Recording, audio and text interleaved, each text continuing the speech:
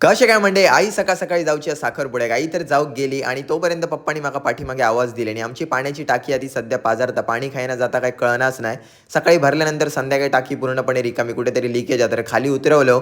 पप्पा म्हणायला लागले काम करू वेळ लागतो तर तुम्ही काही जाऊचे असत थंय जावा तर आम्ही जाऊचे होतो कुडामध्ये आमच्या फ्रेंडचो बंगलो असा जो देवचो असा आणि कुठे असा तुमका लोकेशन सांगते कुडामध्ये एकदम मध्यवर्ती ठिकाणी म्हणजेच हिंदू कॉलनीमध्ये हो बंगलो असा पूर्ण बंगल्याची तुमका इन्फॉर्मेशन देते. सो हे बंगलो टोटल 3.45 गुंठेमध्ये असा बांधकाम 2046 स्क्वेअर फूट 1997 जुलैमधला बांधकाम असा बंगलो म्हणजे त्या सुंदर घर कोकणात असल्यामुळे आवारात 5 माडाची लागती झाडं असत त्याचप्रमाणे चारी साईडला कंपाऊंड केलेलं असा बंगलोच्या आणि महत्त्वाचं म्हणजे पाण्याचं टेन्शनच नाही 12 माही विहिरीक पाणी असता 60 फूट खोल विहीर असा. आता मंडळी तुमका बंगल्याची आतमधनं होम टूर देते तर किती BHK असा तर ग्राउंड फ्लोअर 2 BHK आणि first floor 2 BHK same to same बांधकाम असा. सर्व रूम्स एकदम वेल कंडिशन मध्ये असत आणि ॲज पर तुमच्या रिक्वायरमेंट नुसार सर्व फॅसिलिटीज देखील अवेलेबल असत. आता तुमका बंगल्यापासून इतर सुविधा कशा असत ते सांगते. Railway station 1 kilometre, bus stand 500 metre वरती, मोपा एअरपोर्ट 50 किलोमीटर वरती, कोकणातील सुंदर बीचेस 20 ते 30 किलोमीटर वरती आणि महत्त्वाचं म्हणजे ग्रामीण रुग्णालय, मार्केट, लहान मुलांपासून मोठ्यांचे स्पेशलिस्ट डॉक्टर घरापासून फक्त वॉकिंग डिस्टन्स वरती असत. सुंदर निसर्गाच्या सानिध्यात असलेला मोठा टेरेस आणि त्याका पूर्णपणे शेड असा म्हणजे पावसापासून सुद्धा अजिबात टेन्शन नाही. तर मंडळी तुमका या बंगले रिलेटेड अजून काही माहिती हवी असली